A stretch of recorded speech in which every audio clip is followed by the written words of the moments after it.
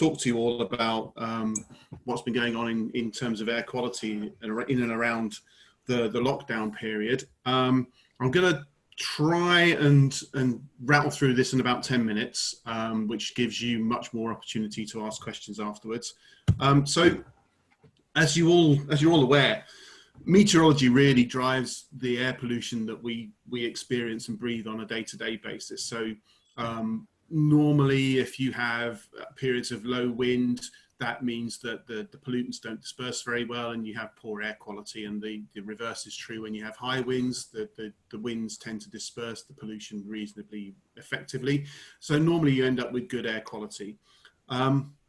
It's compounded a little bit by things like long-range transport for things like ozone and PM, but generally that's a reasonably sound metric to use. When the winds are blowing, the air quality is normally quite good.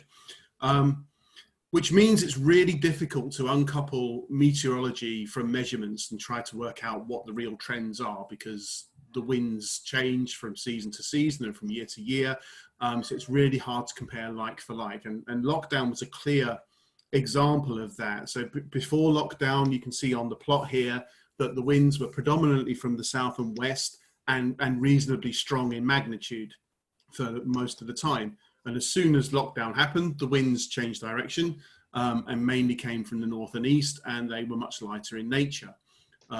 Which means that when you're trying to make comparisons, and this is an ideal situation where we've got a radical change in transport movements, it's a really good opportunity to have a look to see whether or not that's having an impact. And we kind of have to think about how we reinterpret our data in order to try and make sense of that.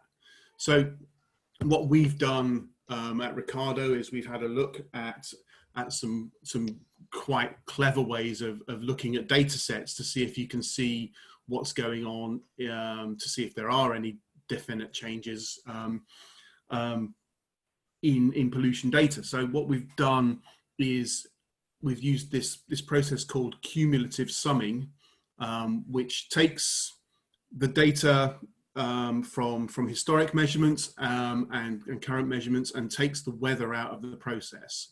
And we use a model. I hate using the word model, but anyway, we use a model to predict what the concentrations of things like nitrogen dioxide would be like if nothing had changed.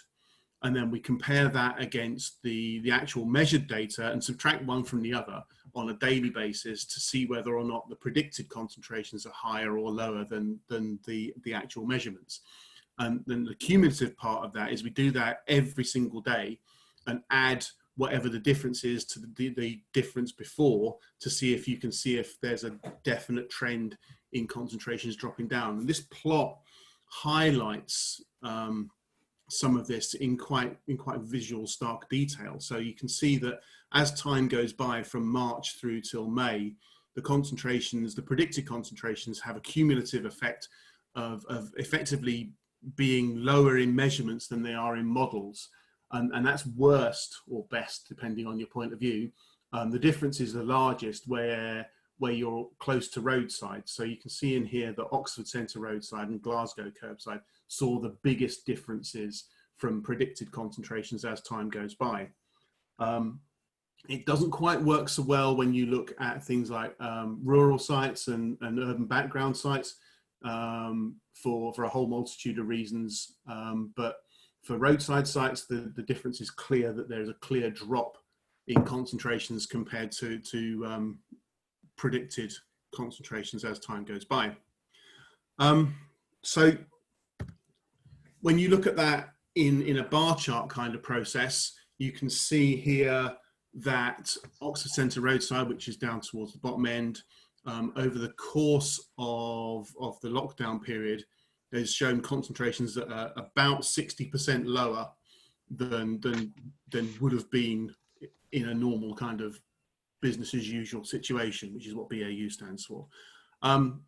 The average is around about 30 to 40% reduction in measured NO2 concentrations over the lockdown period, but it doesn't work at all sites. As I said earlier on, some sites see no drop at all. So Southampton Centre in there in green saw actually a tiny increase, probably an insignificant increase when you look at the model resolution, but basically measured the same thing as was the model and the measured. And Chilbolton, which is a rural site, actually saw an increase in concentrations. And again, it just makes the models quite, how can I put it, ineffective in rural and urban background situations. It's very effective in curbside locations. I've just put in here that it doesn't really work for measuring or for assessing the differences in PM. PM is quite a complicated pollutant. It does not just traffic that plays a part in the measured concentrations that we see in local areas. So with all that information on there, it'd be really interesting to see how these plots change once we emerge from lockdown and people start getting back in their cars and getting back to whatever a normal situation would be. So to bring this right up to date, so we only have data for the previous slide up until the end of May. This is all the way through now till today, in fact. And the plot on the left-hand side is the cumulative summing again. And you can see if you squint really hard that when you get to the end of June, beginning of July time, it looks like it's turning a corner and starting to flatten out, which means that the differences are probably not as marked as they were. This is at Oxford Centre roadside again at St Aldate's. So it looks as though vehicle activity is starting to creep up again at that site, and you can see that on the time series plot on the right hand side, where it looks like the percentage difference over the predicted concentrations is starting to narrow. So you've got, instead of being 75% lower in April, May and June, it's now creeping back up to between 50 and 25% difference. So things are changing slowly, and it looks like we'll get to a point eventually where the percentage difference in predicted and measured is going to be insignificant. So that's really it. That's the evidence that I presented here does confirm that traffic has caused a very significant change in measured concentrations in and around Oxford. So that's the findings of what we've seen so far. I've put up a few links, which I'm happy to share the PDF if you're not able to take a screen dump of that. But there's a few links of the work that we've all been doing, not just Ricardo, but DEFRA and the agencies and all of the other consultants involved in the AQUIG process, to what we've been doing. That's it. I'm happy to field any questions, I guess, Chris, after Suzanne's done her bit. Yeah, if that's okay, if you could cease sharing, we will go straight on to Suzanne, and then we will have time for quite a full discussion after that. Right. But I hope that gives people the idea of where we are nationally and locally in terms of what's actually been happening. And we are very fortunate not just to have Ricardo down at Harwell, but to have Suzanne Bartington, who I'm sure some of you will know, but whose work at the University of Birmingham on air pollution has been recognised for quite a long time as being really cutting edge, both here and in other parts of the world. And Suzanne's got some interesting new developments to talk about. So Suzanne, are you okay to share your screen? Yeah, absolutely. Thanks, Chris. Hopefully this will work fine for us, I hope.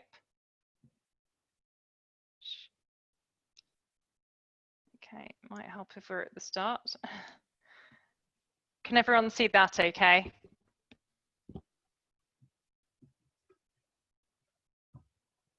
Yeah, great. So thanks for the introduction, Chris. I know many of you in my capacity as a county councillor, but I'm really speaking here in my professional life. I work at the Institute of Applied Health Research, University of Birmingham, and I'm also an honorary consultant in public health, but most of my focus is environmental epidemiology and health impacts of air quality. So being able to combine that with some of the local air quality challenges is actually a really exciting opportunity, I think. And to bring it right home here in Oxford, I don't think you need much introduction to the harms of air quality, but I always remind myself that it is the largest environmental risk to health. And obviously I know that the public are very sensitized to mortality statistics in recent months. So I think it's always helpful to think actually of this burden of around 36,000 early deaths each year, predominantly from particulates and nitrogen dioxide exposure. And as Brian's already outlined, our focus on urban air quality is very much nitrogen dioxide. From a policy perspective, obviously, historically anyway, or in recent years, the focus has really been on nitrogen dioxide through these emissions control measures, and that's what a lot of our work does. And we work with several different local authorities, both on looking at predictive modelling, but also evaluation of these experimental interventions in real time. And I'll pick up on that again when we come back to the policy landscape. And again, I'm sure all of you are well aware that Ox was declared as an air quality management area back in 2010 as a whole city area, and obviously has seen the low emission zone introduced. And coming into this study that I'm going to be talking about, our focus really was the announcement for the zero emission zone and then the extended or enhanced low emission zone. Of course, the COVID landscape has changed that somewhat now, and I think that's a really interesting opportunity for air quality. And then again, here, I really want to pick up on this mechanism of using low-cost sensors. So deploying these, let's say, well, low cost is relative here. We're talking about equipment which costs a couple of £1,000s, but these are easily deployable, relatively easily deployable units that can be potentially even moved around locations and can be flexible and responsive, and really again change the landscape in terms of urban air quality monitoring. So I'm just going to touch on two studies really, which actually now are part of the same overall study. So we were very fortunate actually to have funding originally from the National Institute of Health Research. So this was a very small scale project, just £50,000, which actually started in November last year. And the aim of this was to generate high spatiotemporal resolution data, so really granular data for the centre of Oxford, in order to give a baseline prior to introduction of the zero emission zone and extended low emission zone, which originally, of course, was planned for later in 2020. So we were very keen to get several months of baseline data in, and having been funded in November, we began to deploy this low-cost sensor network from early January this year. A lot of this work is feasibility work. How do you go about deploying these sensors? They all operate wirelessly on a network. They all push data. There's a lot of data points to handle. There are a lot of technical and logistical issues about finding locations and deploying them. In fact, there's one at St Giles at the Friends Meeting House, where I know usually Friends of Earth meetings are held. We've got one there operating, but really finding those locations, etc., all has got its own challenges. So that was really one of the key focus of this study. We were looking at nitrogen dioxide alongside PM1, 2.5 and 10, and also our sensors originally anyway also measured carbon monoxide and ozone. So here is an outline of the initial locations for these low-cost sensors, and of course, as Brian has already outlined, we've got the roadside monitoring station at the High Street, but also we've got St Ebbs, which is the urban background station. So we now have two low-cost sensors co-located at those stations, and that's really important for calibration of these, which is challenging and brings about its own data quality and validity challenges. We've also deployed at key sites, really essentially driven by the original emission zone layout, primarily covering the intersects across the city, both from the north at St Giles, as I mentioned, and east and west side Business School, and down near St Hilda's College at the Plain. That's really what drove our sites. Moving forwards, this just shows some of the units. So here you can see these white boxes are our air quality sensors. They're actually quite chunky, I think. But they're much smaller than the regulatory stations, and they operate, they need mains power, which is a challenge as well, I have to say. Here's a one next to the high street and up on the side business school roof as well. We tried to get them all within a reasonable height range, around 2 to 9 meters in terms of height. Again, there are some challenges there, and there's some technical work to be done on the impact of height, but that just really shows you what these sensors look like in the city. Of course, then, as we were collecting our data, COVID-19 struck and changed the landscape of the city. And both of these photos I took myself of Friedwide Square, and the right one obviously taken during the lockdown period. I think that was in about mid-April, when we had huge reductions in terms of traffic, and absolutely noticeable. I remember actually cycling through and listening to Carfax Tower, having not heard it previously. Just an extraordinary change of the landscape of the city, which I think again sensitized many people to the issues about air quality, but also provided an absolutely unique experimental opportunity for us to look at what happens if you remove traffic volume to such an extent that your roadside nitrogen dioxide levels really fall close to urban background. And that is then able to tell us a lot about these changes in real time, because our data is being collected at such regular intervals all the way through the lockdown period.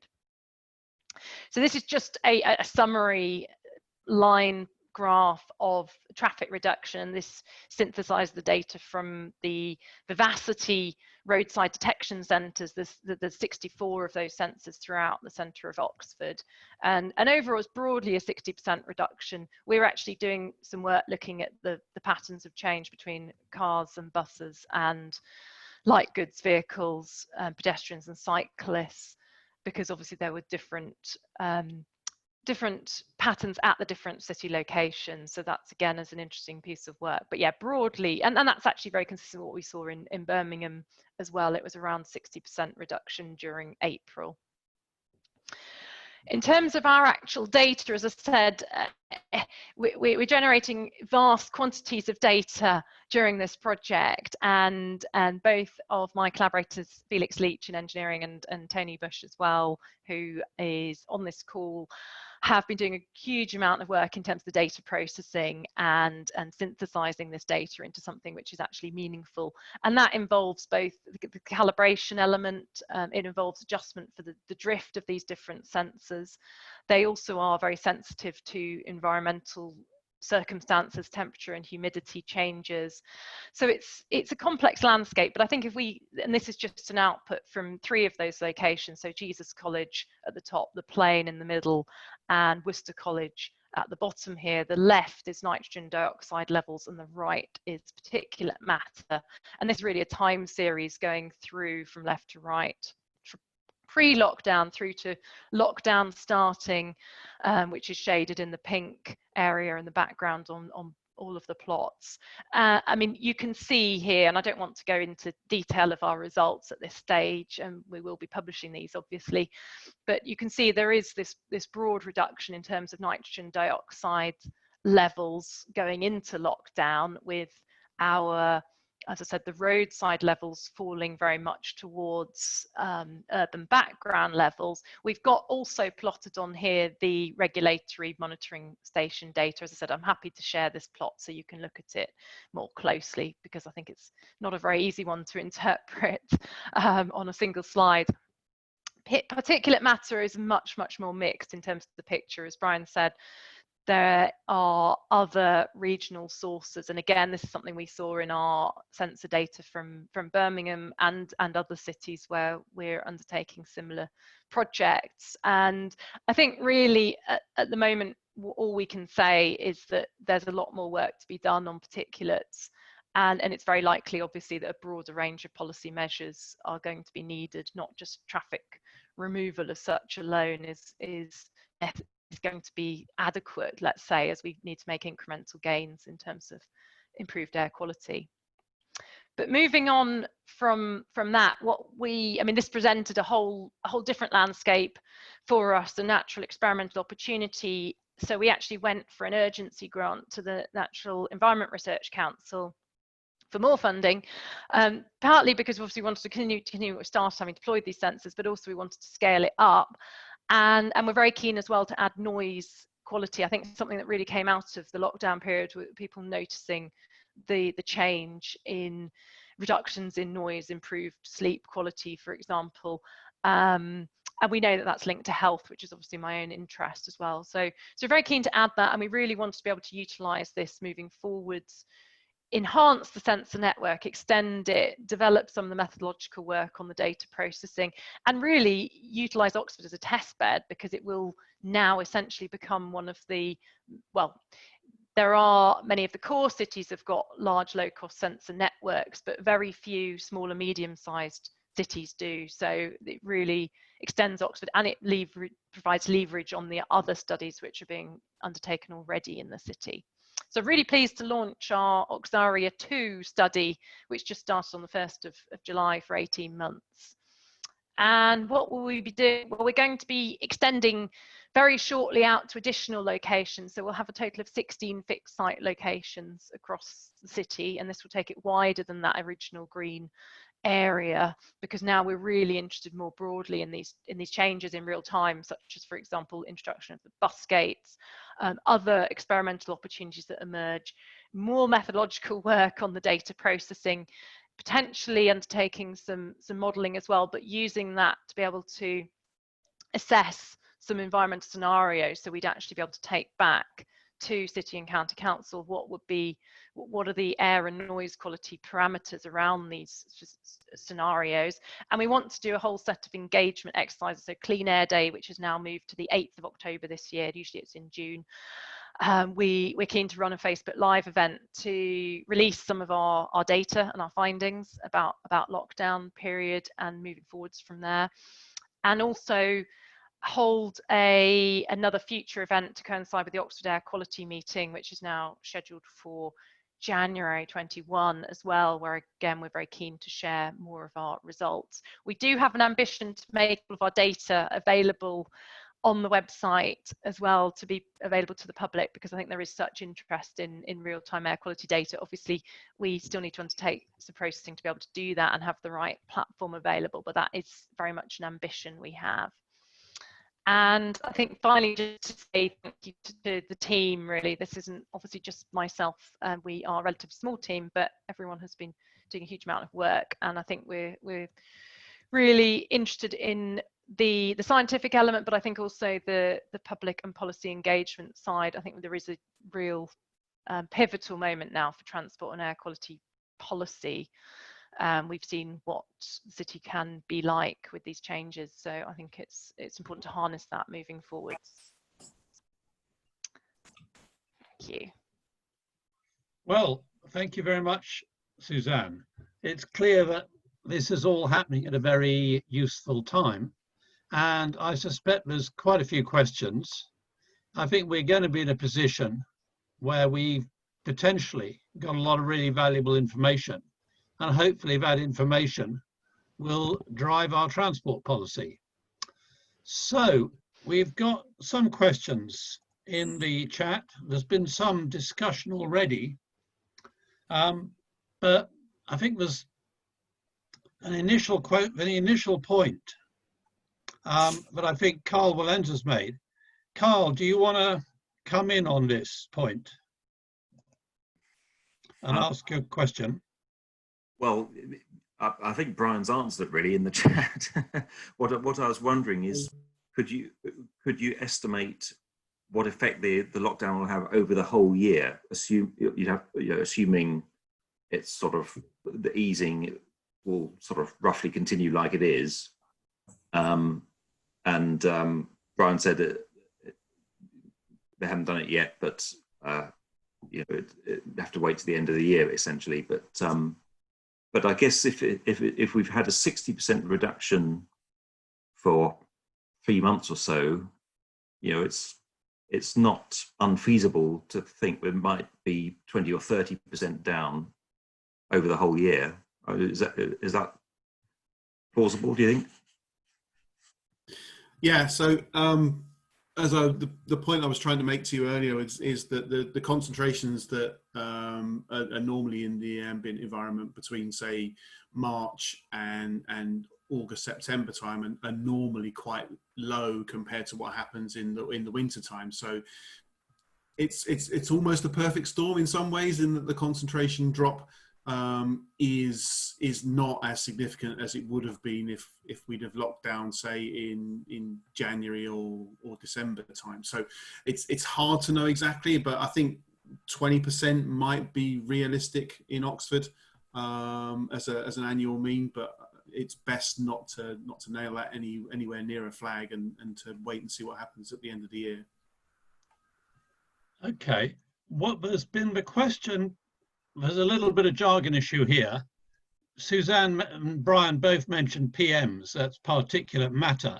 And there's a question about which is more toxic. And obviously they're both problems. But Suzanne, do you want to come in on that? Because you're now looking at both in quite a lot of detail. Yes, we are. And I think from a health perspective, I mean, we know that PM, there's no safe limit essentially from the available data. It's probably a non-linear relationship with health, so it probably isn't a direct increase in terms of the health impacts as you increase PM levels. And we know that from work in very heavily polluted cities like Delhi and Beijing. But I think that the shift in recent years is that NO2 is probably more harmful than was originally thought, though most of our calculations are based upon PM. So for example, the Public Health England tool, which is able to assess years of life lost due to air quality, uses PM 2.5 at the moment. So there actually even was disagreement among senior advisors in the Committee on Medical Effects of Air Pollution about this issue about NO2 specifically and the health impacts of NO2. So I'd say there still is uncertainty there. And what I think is really interesting from an epidemiological perspective is actually some of these opportunities as we see NO2 go down, but PM actually remain relative static and possibly increase from non-exhaust emissions. We might actually begin to understand those differences in terms of the health impacts of each of them respectively. Chris, could I just sort of ask, because I asked the question, could I just ask on that? I mean, are they basically occurring together though? So it doesn't really matter which is worse, because basically wherever you are, you're going to get a good dose of both of them if it's polluted. And also, if we do get a complete switch to electric vehicles, will that then get rid of both of them, or one more than another? Or because people often say, well, when we get to electric vehicles, we should stop worrying about air pollution. And is that wrong or correct? So all the indications are that it will certainly not solve, we will still have particulate emissions, particularly finer particulates from non-exhaust, so brake and tyre wear, for example. All the proportion of that will obviously depend upon the local dominant pollutant sources. But in terms of urban air quality, it's obviously very likely that nitrogen dioxide will improve substantively with that transition, but we are very likely to see ongoing impacts from PM and potentially other VOCs, and I mean, we've also got an interest in other things like ozone and ammonia as well. I don't know if Brian wants to add to that. Yeah, I was just going to agree with the comment. I think that the electric vehicles aren't the panacea. I'm afraid there's going to be road wear and tyre wear and brake wear, although brake wear is not as significant as people are making out to be, but non-exhaust emission PM is going to be a bigger issue than people are currently giving it credit for, I think, in 10-15 years time. But you are wrong. I think the challenge at the moment is that you are breathing both NOx and PM in the same mixture, and there is some discussion around whether or not isolating PM as one metric and NO2 as another metric, and CO and ozone as different individual pollutants is perhaps the wrong way to be looking at what we're actually exposing ourselves to, and maybe having an air quality index of some description is a better way to assess our exposure. I don't know if Chris has got his hand up. Chris Dorr. I was going to bring in Chris Dorr, who also works on air pollution, and we're very lucky to have Chris. You've got a question or a point, Chris?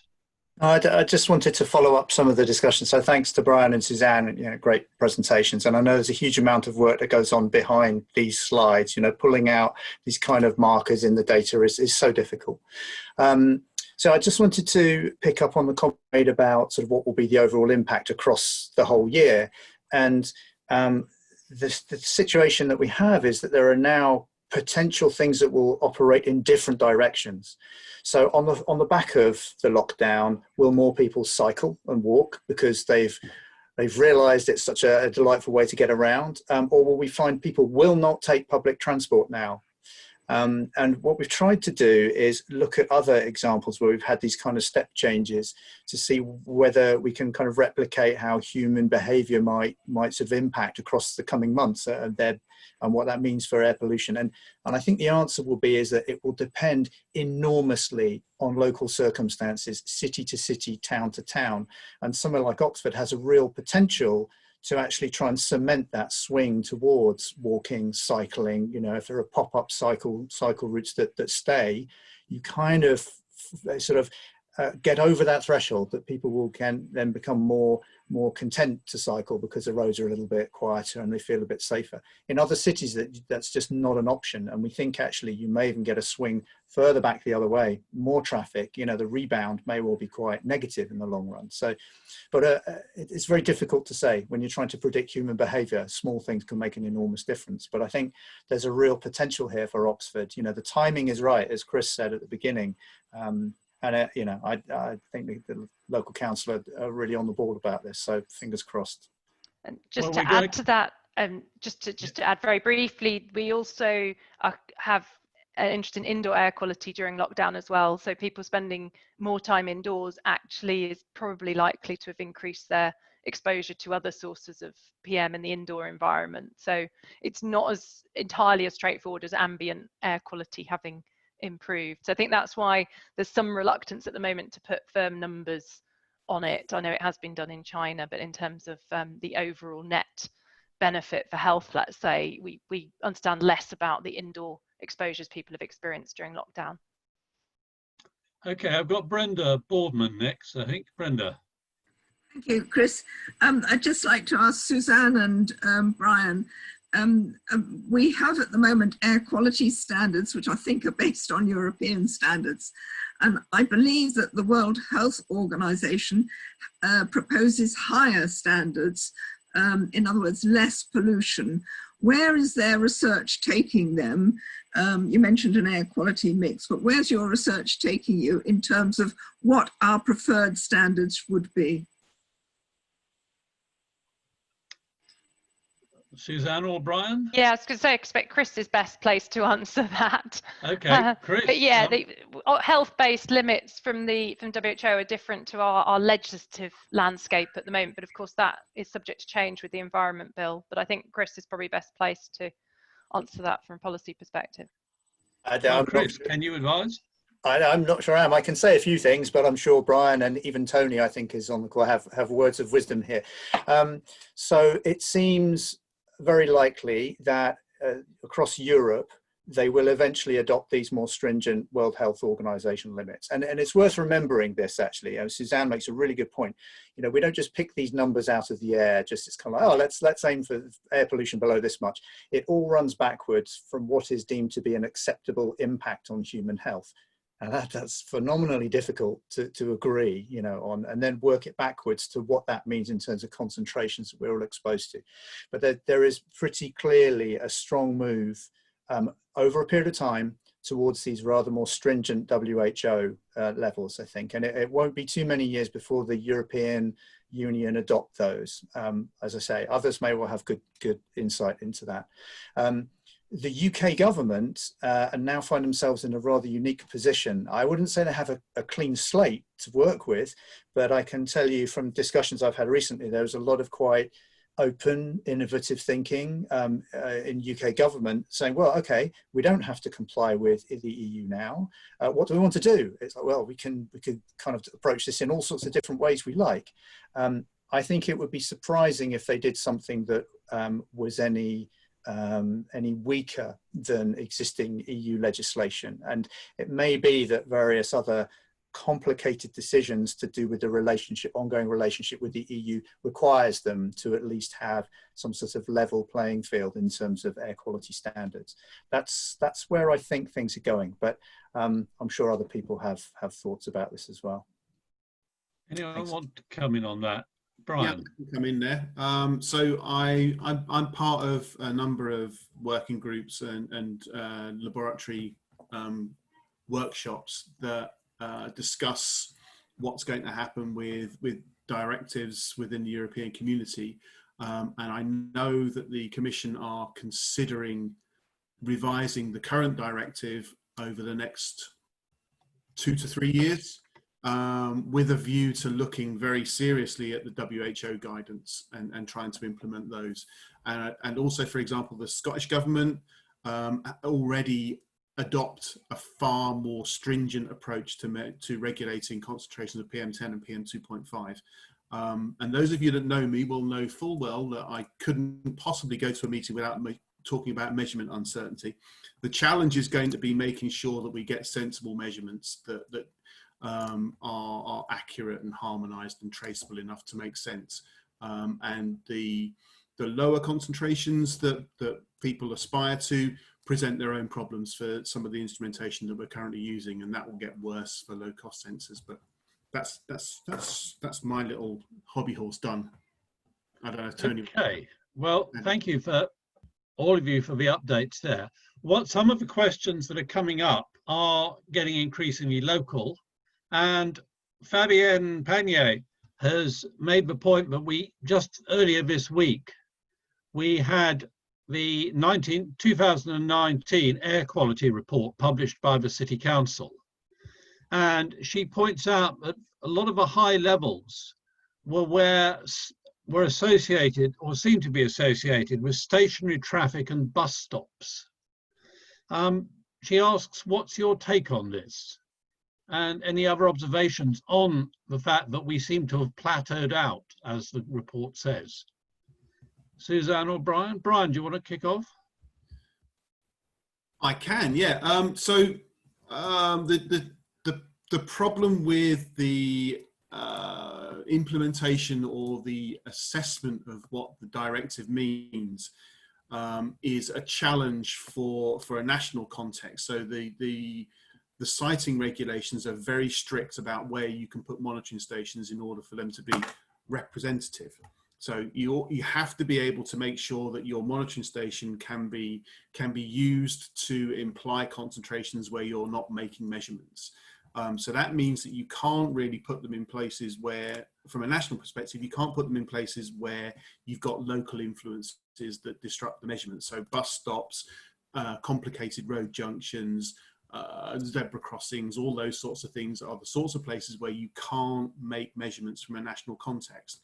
Now, that doesn't apply to local authority measurements. Local authorities have a requirement to understand the air quality in their areas, and that's what this report from Oxford City Council has, is the measurements in a very local context that has an impact on the local community that isn't necessarily representative of larger areas. So that's the problem that the local authorities face. So that makes life very challenging for them. And I think that's all I really wanted to say at that point. I don't know if anyone else wants to come in and feed into that process, but there's a legislative driver that is different for local authorities. Well, I know we've also got the local OXAir project, which Brian, yourself, you're involved in, and Jake Backus is also on the call. Jake, you've been doing some ultra-local measurement. Do you want to update on what you've been doing? Okay, and Suzanne and Brian and Tony are all involved in this project as well. It's called OxAir. So it's even more low-cost sensors than Suzanne was talking about in terms of low-cost sensors. And we've been trying to measure air quality in Oxford from a human perspective. So we've been talking about air quality measurement and government legislation, but as far as I understand it, and you know, Brian, Tony, and Suzanne are the real experts, not me, is that air quality is based on averages. But our human exposure is not based on averages, because typically we come into school and work in the morning where there's a peak, and then we go home from work in the evening where there's also a peak. So actually our human exposure is the peaks. And actually we want to measure nobody stands in St Aldate's all day long. So actually how can we mimic walking, cycling, driving, taking public transport around Oxford, and what is the real impact around schools? So the OXAir project is designed to get information for two respects. One is to see what the actual human level of exposure is in as we operate and move around the city, but also to support behaviour change. So we could put an air quality sensor by the ring road or some really polluted area, but what realistically is actually going to change?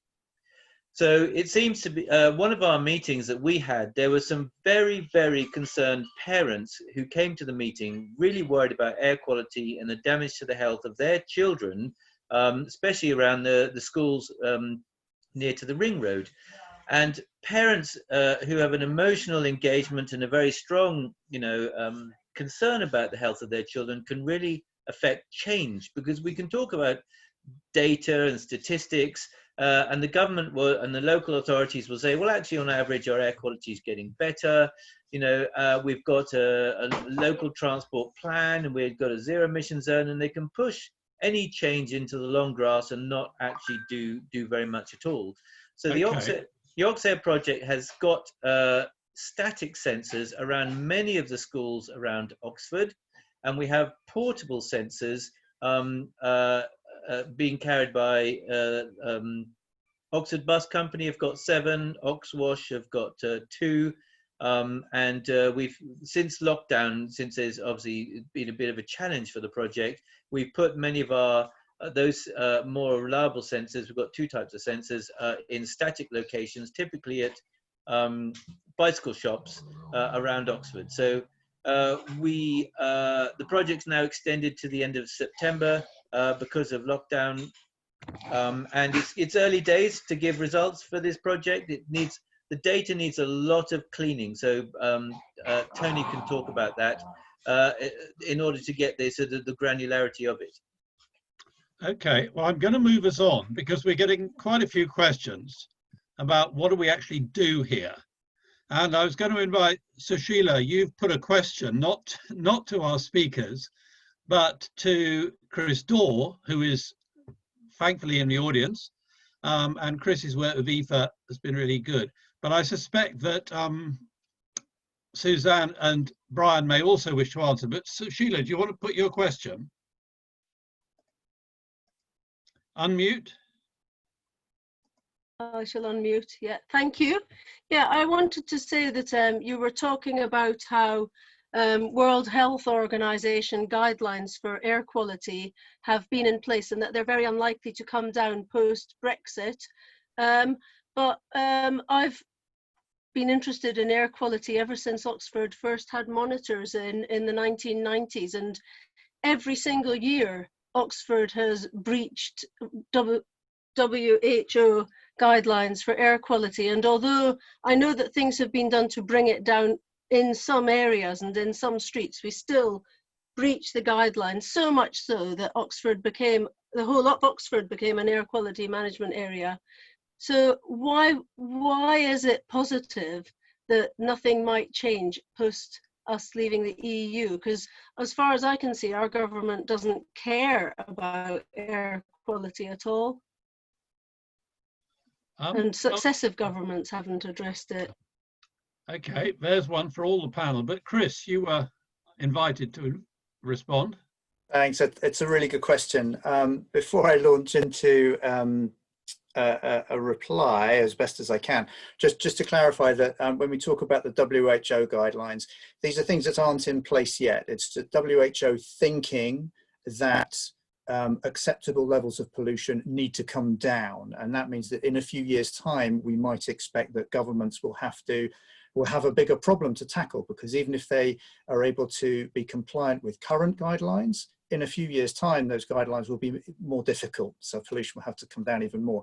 But as Suzanne and Brian have mentioned, that's a fair way off yet. Okay, so that when we talk about WHO, that's what we mean. But coming back to your main point, which is that Oxford and other locations are exceeding, air pollution standards, then yeah, you're absolutely right. The EU legislation was enshrined in UK law, so the government have failed to deliver and meet their own commitments. There's an interesting balance of responsibility here between local government and also national government. But this is why they have been taken to court, because whilst they're still within the EU and there's a requirement to meet those standards, there was an NGO that took them to court, and then the government had to respond with a plan, and it went to and from court several times. The outcome of this was that new measures needed to be put in place, and so the government put forward some proposals to clean up various different cities. Now, unfortunately, that's sort of rather been slowed down quite a lot, but Brian and Tony and Suzanne may know a little bit more about the current state of play. As a general observation here, governments will find all of this easier to tackle if it's high up on their agenda, and they will also find it easier to tackle when they have more money available. Which will be a challenge going forward because there are other priorities, on their plate at the moment. So we collectively need to make sure that it is properly in the news and is headline news, and then that will hold them to task to meet their legal requirements. Now, legally speaking, at the moment, now that we're out of the EU, UK government still have in UK law the same requirements that European Union countries have. Because it's been enshrined in UK law, leaving the EU doesn't change anything. It's still in UK law, and they would have to actively go and change that legislation, to soften it in any way. But it's difficult because there are many different sources acting here. Road transport primarily in the cities, but as Brian, Suzanne have mentioned, PM is fiendishly difficult to bring down, because even if you switch off an entire city, there are still some locations that will be higher than the acceptable levels because of all of the emission sources all around it. So still some way to go, that's for sure. Okay, I'm going to invite Brian and Suzanne to respond to that, but also to respond to bottom of Susheila's question about how do we bring about change? We've got emergency travel regulations coming up, and I appreciate that some of these are quite politically contentious, but if you were in charge, Suzanne and Brian, let's start with you, what will you be seeing as the priorities for action at the moment to bring down air pollution? Suzanne, do you want to? Or Brian? Oh, that's a tough one. I think I just want to add to what Chris said, because I think we look at this a lot as an example of policy failure and legislative failure, because I know it's very frustrating to see persistent breaches year on year and an air quality management plans being in place. I think that the clean air strategy, which was launched last year, is actually very important moving forwards, and actually underpinning that there's a whole set of policy measures within the clean air strategy, including targets for PM. So targets obviously being different to legally binding targets, but there's ambitions and goals around PM reduction in the clean air strategy, and it's much broader than focusing on nitrogen dioxide. Another example is smoke control zones. So many of the cities that became smoke control zones were very poorly enforced in terms of solid fuel burning, and we know that residential wood burning, for example, does likely contribute to, it's 38% in the clean air strategy in terms of urban PM. So what I would say, in terms of coming back to your question, Chris, I think this broader package, so for me, a lot of work we do is looking at both horizon scanning and looking at integrating air quality across government strategies. So looking at the industrial strategy, for example, working with BEIS and business and energy industry. I think indoor air quality is absolutely critical. So actually we're going to see this trade-off with, for example, some climate mitigation measures around insulation and potentially issues with worsening indoor air quality. We're looking at things like logistics and delivery and supply chains as well. How do we reduce that reliance upon the supply chain and the cold chain, refrigeration and warehousing? So to me, I think it's got to come from that strategic level of air quality across all policy areas, health as well. Obviously, the NHS Green Plan, I think, is absolutely critical to that. NHS is responsible for around 5% of road traffic at any one time. So I'm afraid that's a very broad-ranging answer, but I would like to see air quality in all policies. Okay, well, let me, if I can just intrude by sharing this. This is the Oxford Clean Air Charter, which was launched 2 years ago. And the 4 key issues that were in there were control of polluting vehicles, the shift from car use, safer streets, and better public transport. Now, various groups on Oxford are working across these issues. And we as a group are now thinking, okay, 2 years on, which of these can we be most effective at locally, either individually as Oxford Friends of the Earth or as a coalition? We are part of the Coalition for Healthy Streets and Active Transport, and 2 or 3 members of that coalition are in the audience.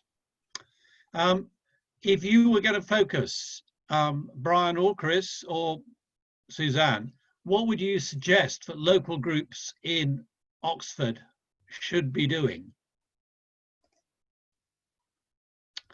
Anyone want to come in on that?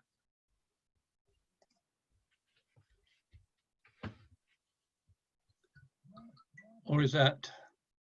Can I just say something?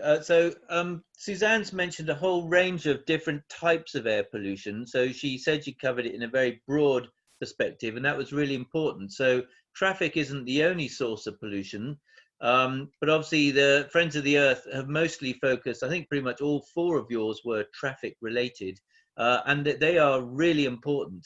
And so if we think, let's try to understand which types of traffic do we have on our roads, and which are avoidable and which are unnecessary. So again, Suzanne talked about deliveries, a lot of online deliveries. Can they be made by cargo bike with drop-off to a central location? That's one strategy. And certainly OXAir is really keen that people who drive a very short distance to school is an unnecessary and avoidable journey. So how can we affect that? And I feel certainly this project is trying to achieve by giving each school air quality pollution data relevant to their own school. Then with Friends of the Earth and Oxford City Council and the County Council, we can support each school to say, how can you walk to school, cycle to school, and then also how can we make it safe to do so? Because ultimately, whilst people might want to walk and cycle to school, it isn't always safe. But actually, to say that here is the information, you are harming your own children by driving, and it's morally irresponsible to be damaging the health and development of other people's children. Here's the information relative to your school, and you might like to take some action to do something about that. Okay, there's some points coming up in the questions, but I think Peter Thompson had a very valid point about how we differ from Europe. Peter, did you want to come in on that? If you can unmute. Hi. Hopefully I am unmuted. Yeah, thanks for the opportunity. I wanted to know how Oxford's air quality compares with cities like Grenoble and the other cities that we're twinned with that have pretty extensive transit. Well, a lot of them have very extensive tram systems. How significant effect does that kind of public transport, both being much more efficient in terms of moving people and therefore more attractive than using cars, and also producing less emissions in its own right? How big is that effect in making these other cities better in terms of air quality than we are? Anyone want to answer that? Chris, Brian, Suzanne, Tony? Chris? Just a couple of things. All cities are unique, and they all have reasons why things can and can't be controlled very easily. So if you compare Oxford with other cities in the UK or with Europe, it's very difficult just to knock a few colleges down and reroute the roads. You know, whereas in other cities that's more of an option. But on the specific issue of trams, you make a very good point here that we've seen some quite modern trams put into some cities. You know, they're sort of run on the rail lines, and then they'll come off and be trams around the centre of town. And that's been a very efficient way of moving people about that is zero emission in the city centre. And we recognise in Oxford that one of the most significant sources in the centre are the buses. So you can see the efforts that have been put in place with the buses so far, the idea that they don't idle and they'll pull away from the bus stops and then they'll switch on, you know, pull away in electric mode. And some of them seem to work like that and some of them don't. And there are plans now, sort of discussions to move the buses, at least some of them, to fully electric, I think. Suzanne may know more about that than I do. So it is very difficult to compare all cities. But I think the tram network is certainly brings big advantages, but isn't straightforward to put in place. A lot of these places have existing tram systems that they're able to modernise. Putting it into somewhere like Oxford would have real challenges, I think. So, how do we get the key that's coming up in the chat is how do we actually get the age-old question? How do we get people out of the cars? And clearly, one thing is restricting journeys, and we're going to see that becoming quite a controversial issue over the next couple of weeks with the introduction of the bus gates.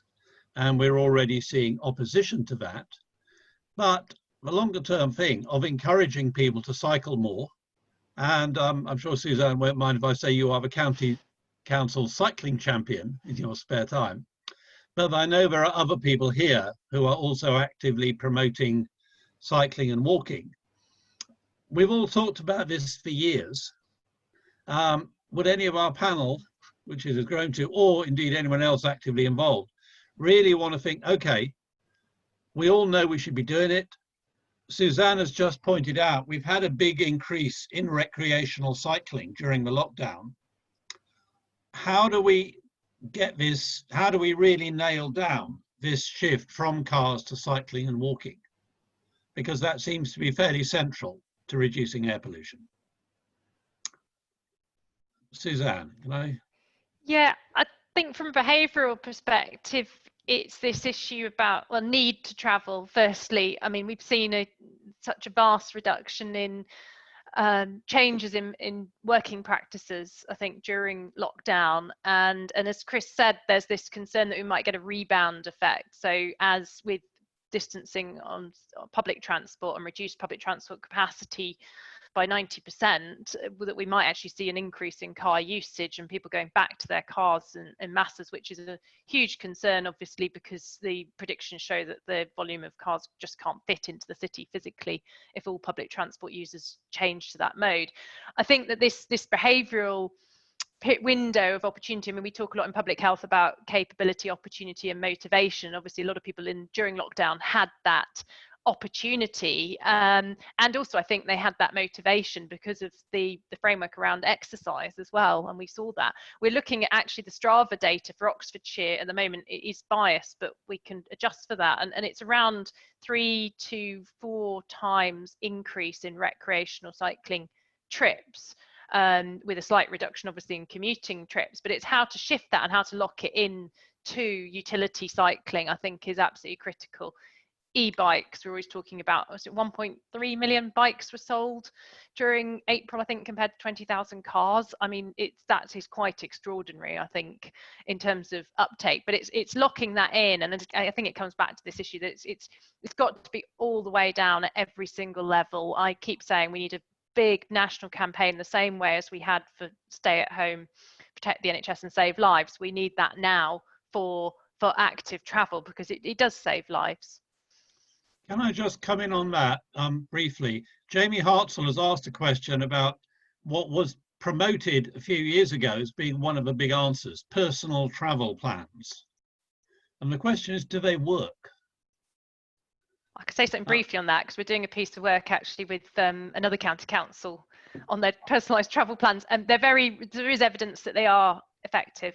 in terms of switching travel mode to active travel, but they are, the cost effectiveness is difficult because they are very resource intensive, particularly on a personal basis. And I think that is a barrier on personalised travel plans, and they tend to work better at an organisational level as well. I think that's because of economy of scale. Chris, did you have anything on that? Personal travel plans? I wasn't sure if you're... No, I can't add anything Right, to okay. the comments. Right. Well, look, we have slightly overrun our time on this, and I would like to remind them we do have a air pollution working group in Oxford Friends of the Earth, and we are planning to have a discussion in the near future on what this is doing. Jacky, I've got a slide here which I will just share about what we've been doing. We are, whoops, is that, can people see a shared screen there? No. Not yet. No. No. Okay. No. You see that? Yes. Yes. Yeah. It's, as I say, Jacky, we've got the work going with schools. Do you want to just update on that and what we're thinking about for a meeting to follow up on tonight? Yes, I'll do that. It links very much with the point that Jake made about how important it is to change the travel modes that children use to get to school, and obviously it's the responsibility of their parents. And this is what we've been campaigning on for the last couple of years. We've sent a survey out to every school in Oxfordshire, asking the schools to tell us, as far as they know, the modes of travel that their pupils use to get to school, and also asking them what the particular problems are that their school experiences, and also what actions they would like to see being taken in the future. Unfortunately, the survey went out just before lockdown, so we've had almost nil response. We will obviously try and relaunch it again next term once schools are fully back. In the meantime, we've also had a competition for designing a school banner to hang outside primary schools in the city of Oxford, and this was very successful. This was done in conjunction with the Oxford City Council, and we got 50 entries from 8 primary schools in the city with some very good designs there. It was judged in June, and we are not able to announce the results until the schools go back. So we're holding on to the results of this, but meanwhile the banners have been produced. They're really great. It's one design which is really great. So during next term you should see these banners going up outside primary schools in Oxford. So we hope that will really help to reinforce the message that we should be persuading parents not to drive their children to school, to encourage them to walk or cycle. But obviously they're not going to do this if they don't think that the local infrastructure is safe for the children to be doing this. So it does need a lot of work from the councils and so on as well. So I have been chiefly concerned with work with schools, and I continue to think that's very important. But I think having had the experience of the lockdown, we've learnt a lot about the benefits of reduced traffic. And I think there may be other campaigns that people would like to see starting up. We sent, as Oxford Friends of the Earth, sent out a survey asking our supporters what campaigns they would like to see going forward. And I think over 30 people said they would be interested in seeing more done on air pollution. So I want to hear the views of those people, and many of you may be here this evening listening in. So I would like to set up a working group to launch a new programme of campaigning on air pollution in Oxford Friends of the Earth, possibly in about a fortnight's time, so around the 22nd of July. And I'd like to see more people getting involved and getting the issues which they feel really strongly about as part of our new campaign. Okay. Okay, thank you, Jacky. Any points on that? We are going to have to wrap up in about 20 minutes. So was that 22nd of July a proposal for an online meeting? Well, it's a Wednesday. I thought it might be a time that would work for people. So I put that forward as a possibility, yes. Just to add, from a county perspective, School Streets is now being put forward. So there was a briefing held for head teachers about school streets, and for those of you not familiar, that's timed road closures at peak times around schools to incentivise active travel. So a briefing was held with submissions of expressions of interest to Department for Transport. I think it was by the 6th of July for interested schools in the county. So there should be a list of schools who have put themselves forward, and county are willing now to back that and to fund it in the emergency active travel scheme. Okay, we will publicise this, and hopefully we've got the emails of everyone who registered. So we will be sending that round as a follow-up, along with a link to the recording of this meeting. So I am going to take us on to the updates on the other issues, because we've only got about another 15 minutes.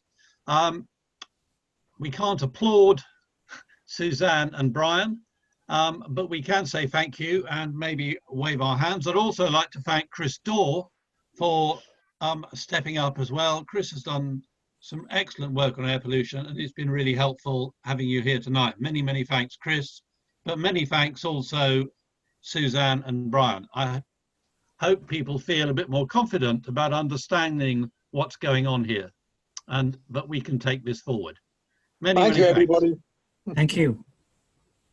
Okay, well, do stay around if you'd like. We've got another 15 minutes, and the next issue I'm going to take, I'm hoping Jamie is going to be able to update us on where we are on the trees issue, because we've got an important event coming up with the County Council. Jamie, can you update us?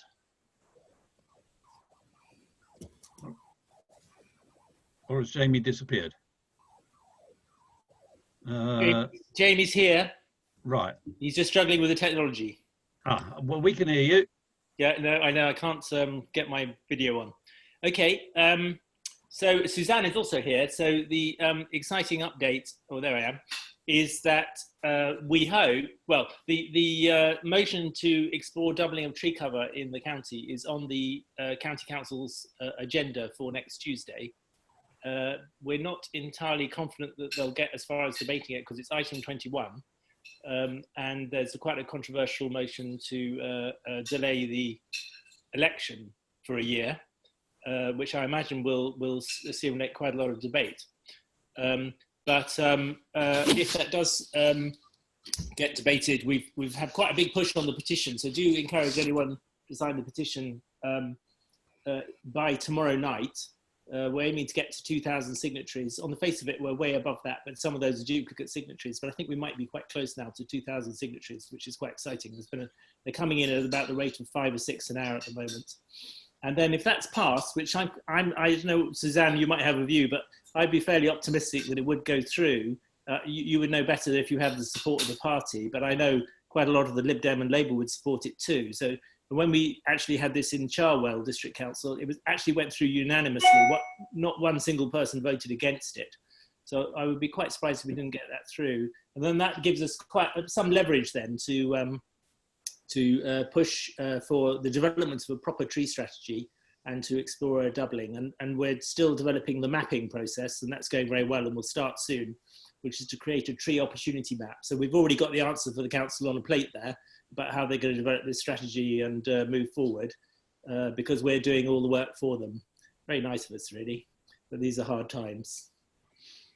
So I suppose it'd be interesting to hear from Suzanne on it too, but also I'd also be quite interested to hear from those who have experience about having got a motion through, you know, what is the significance and the value of that? Does it mean anything, or does it quickly get forgotten and everybody moves on? Suzanne, do you mind coming in as a Just say councillor on this? briefly, yeah, just say briefly with my other hat on. Yeah, I'm confident that it will go, this will go through and should have unanimous support. I suspect there may be some members who have some concerns about trees in urban areas, so I think emphasising the right species in the right places is important, and following expert advice. But I don't envisage any difficulty. I think the main issue is, unfortunately, it's buried far down the agenda, which is a real pity, I think, given that it was meant to be heard back in March and we were all positioned for it. And there is a risk it will drop off the end if we don't get to it by 4 o'clock. So I think that's a bit of a worry, because obviously we want publicity about the petition as well.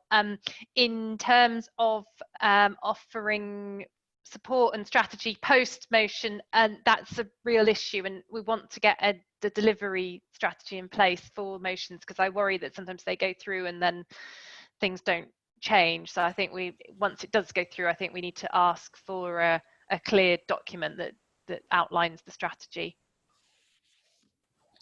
Okay, anyone else want to come in on trees? Presumably if it doesn't get voted this time, it'll come back in 2 months' time, so we will see it through then. Okay, I'm going to move us on. We've got a couple more points, and one of those is at last meeting we actually talked about the need to promote e-bikes, and that came up very briefly tonight. We set up on our website, and with some support from other organisations, a very simple campaign to get people to write to MPs and the Transport Minister about e-bikes. There was real hope amongst some cycling organisations that one of the things that the Chancellor would announce today would be an incentive scheme to encourage e-bikes. That wasn't on his list, nor was the incentive scheme for e-cars. So the campaign will continue. And we've now had support from people like Transport Action Network and Cycling UK. So if anyone would like to be involved in that, do get in touch, because we could do with a couple more people to help boost that campaign.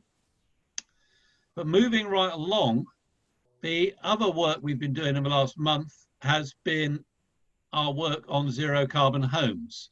And Craig is here, I think. Yes, I am. Do you want to talk about what you've been doing? Yes, thank you. I've recently taken over as the coordinator for the work of the group. Just to remind ourselves that it focuses around domestic housing.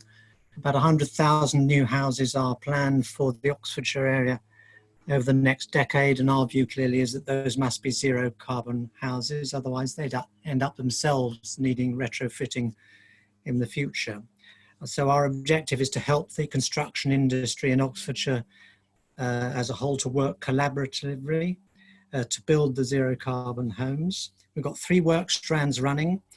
One is around stakeholder engagement, which I'll just describe to you in a bit more detail in a moment. And then there's a second topic, which we're calling myth busting, and a third called supplementary planning document. And Chris Church will talk to you about those in a minute. So we've got a 4-step process for trying to effect change and ensure the collaborative working approach. We are planning to have interviews and based on a questionnaire with stakeholders across the county. We'll be running some workshops with people who are prepared to work with us to try and discuss the way forward. Out of that, we plan to have a working group develop specific proposals involving people from across the sector to work collaboratively. And then we want to present those proposals in due course to decision makers like local authorities, city council, etc. So we'll be convening in not too long from now workshops to understand with stakeholders where the various actors in the industry are up to on the topic of zero carbon housing, We want to share perspectives on the hopes and fears and aspirations of the participants in the workshops. We want to identify the potential bottlenecks and barriers which people can identify, and then develop collaborative action plans to overcome them and make zero carbon housing happen. And we're going to position ourselves quite clearly as conveners and facilitators in all this, and that we don't have the answers. We're wanting to help people to come to their own sets of answers. So on stakeholder engagement itself, we've identified 20 stakeholder types, such as architects or planners or builders or local authorities. And then within those 20 types, we've identified up to about 100 individual stakeholders themselves, particular firms or organizations like builders and architect firms. And we are working on materials involving an introductory letter setting the background for people, a background note on the climate crisis and the role of zero carbon housing, and the questionnaire itself, which we'll be issuing shortly. The discussion around the questionnaire and interviews will flush out the topics, and it's the topics that are flushed out in that way which will likely form the agenda for now these days Zoom-based series of workshop calls spread out over time, rather than an all weekend conference that was originally thought of. And we're almost ready to start contacting stakeholders about all this now, but there is a potential boulder in the road, and this is around skepticism, inertia, lack of will, and so there being no can-do energy and enthusiasm perhaps about all this across the sector. And that leads me into the second strand of all the work in the group, which is myth busting. And this is what Chris Church has been working on in particular. And so I can hand over to Chris now to talk on that, and then to wrap up, Chris, if you would, on the supplementary planning document as well. Certainly, Craig, thank you for that. And as I say, when you'll all get a follow-up from this, and if you are interested, the Zero Carbon Homes group is quite active, but would welcome more people. Craig has rightly pointed out that a lot of people still think zero carbon homes have problems, they're too expensive. There's the issues that Suzanne talked about around air pollution and how indoor air pollution and how those can be tackled.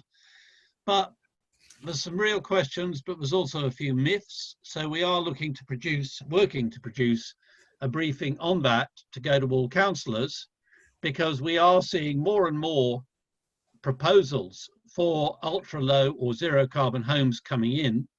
And if Oxford is going to have 100,000 new homes, or even 40,000, or however many, we need to make sure that people understand these can and should be zero. The other part of this, though, is the supplementary planning document that you should be able to see on the screen, the words. This has been developed by Dan Scharf, who some of you will know, who's a highly skilled planner, and it's now getting picked up support from national planning bodies, from Friends of the Earth nationally. The idea is that this is a document that local authorities would pass, linked to their existing policy, specifically linked to their declarations of climate emergency. And this document starts to look at what they actually do in terms of a planning system, because for our district councils especially, the planning system is perhaps the area where they have most influence on climate. So I won't go into any detail, but if people would like to know more, please do come in. The other aspect of climate that we want to talk about this month, going forward from here, is the Oxfordshire 2050 plan, that some people may be very bored of, some people may never have heard of. We have been engaged in this since the first consultation, and they are now running this interesting thing called Oxfordshire Open Thought, where they are inviting all sorts of open ideas or new ideas, and on one of the key themes is climate change. We are planning to have a discussion on this within a couple of weeks, not on the same night as the zero carbon buildings or air pollution, but around what a zero carbon Oxfordshire might look like. Quite a lot of this is stuff we talked about in the fast forward document last year. So again, if people would like to be involved in that, please do get in touch. But also have a look at oxfordshireopenfort.org on their website. Anyone can feed in, anyone can make any contacts. One last point. We haven't really talked tonight about the hot issue, which is the urgent action.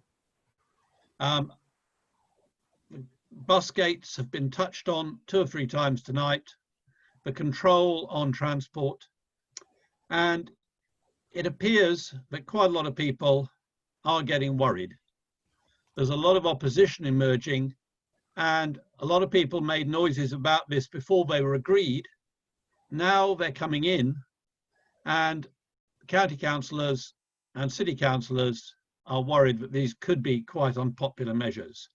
We'd like to remind them that there are lots and lots and lots of people who think these are a really good idea, especially since they will give us an opportunity to really model how radical changes might go forward.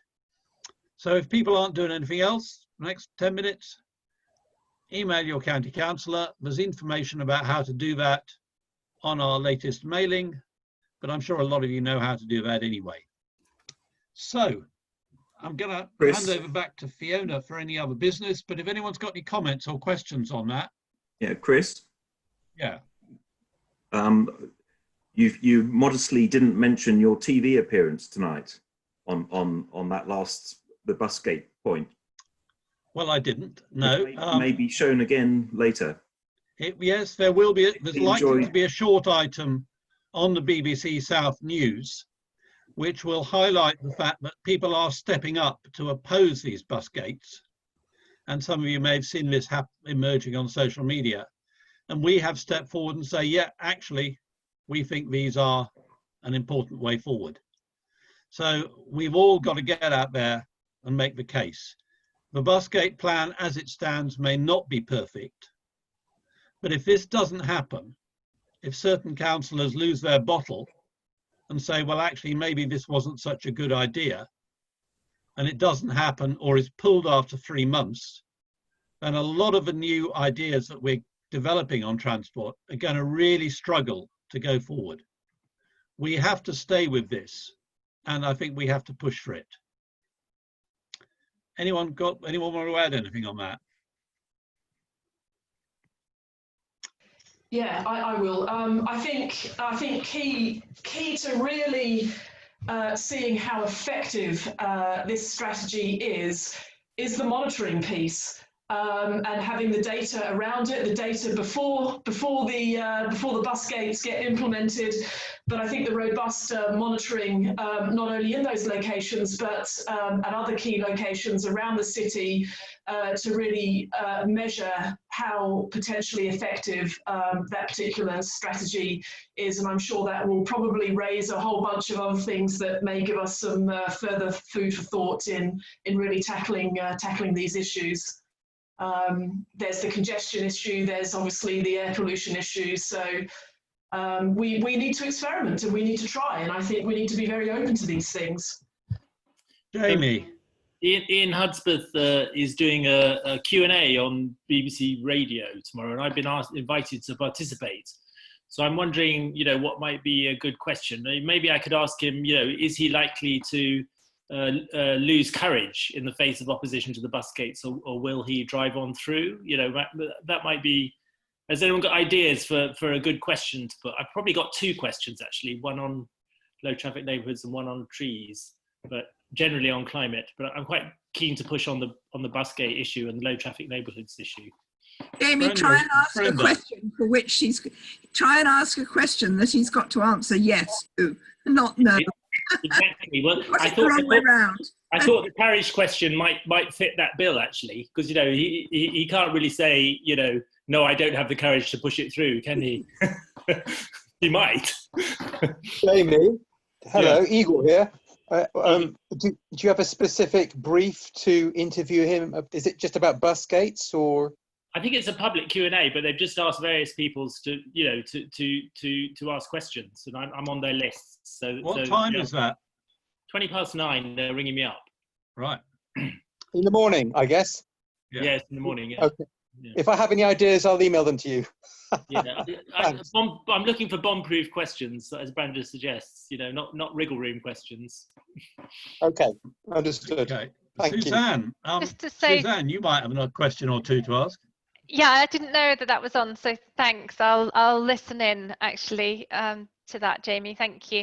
And just say to Fiona that we're really keen to deploy our sensors. In fact, we've been communicating with City and County this week, trying to define the locations exactly for the bus gates. I mean, we've already got a sensor on Worcester Street, obviously, but we're very keen for Parks Road as well, and obviously we've already got one at Frieswide. So yes, we will be. It's another natural experiment as well. We will be monitoring. Yeah, great. It's good to hear. Good to get some evidence behind. And it will be more than NO2. We'll be obviously assessing with our local sensors. Excellent. That is excellent to hear. Thank you. Okay, I think we are nearly at the end. It's 9:02, but let me just remind us. I don't know if anyone's got any other urgent business. Just a couple of points. On July the 24th, the Oxford Climate Strike are holding a socially distanced die-in for climate, organised by young people. They've asked us for our support for this, and we're happy to give it. Some of us may even be joining them. It'll be interesting to see how this works in a socially distanced era, but that's on Friday, July the 24th, and I would urge you to think about how you can take part. There are also, every month at the moment, Friends of the Earth nationally are organising a set of webinars. This month's are looking, as you can see here, on how to get your council to adopt a climate plan, on emails and digital petitions, and also on cooperation for effective campaigning. If anyone wants more detail, just drop an email to climate@oxfoe.uk. And we will be having meetings on air pollution, climate and zero carbon homes during the month. If we'd been really organised, we should have had all the dates finalised, but we haven't. Sorry about that. But stay in touch. Normally we don't have a meeting in August, but with a lot going on, and with the fact that quite a lot of people may not be away on holiday, it may well be worth it. Fiona, I've put that in. Are you? Yes, I was thinking along the same lines as well. I was also thinking that it's probably time that we could actually have a social as well, which is what we normally do in August. We could maybe convene in a large pub garden, beer garden, and finally meet face to face in a socially distant manner. But I think it's highly likely that we will be running a meeting next month. There's a lot going on, and certainly the online format is providing accessible for a lot of people. So I think the answer to that is yes. So to wrap up then, if there isn't any other business, can't see any hands being raised, I would just like to say once again, thank you so much to our speakers, Suzanne and Brian. Thank you so much to everyone this evening for your participation. Certainly from our perspective, it feels like everyone's been really super engaged, which is always great to see. So thank you for taking the time to join us this evening. Hope that you will stay active and keep well, and yeah, we'll be probably here in the same place in a month's time. So please do keep up all the really great work, and thank you. Well, thank you, and good night. And if you're not on our list, we've got the Facebook page. You can sign up for the newsletter on our website. So please do stay in touch, and even more, please get involved. Yeah, thanks everyone. And a special thanks to Chris Dorr for all your expertise coming in. Indeed, thanks. Thank you. Check the chat for links. Okay, thanks everyone. Take care. Good night. Bye everybody.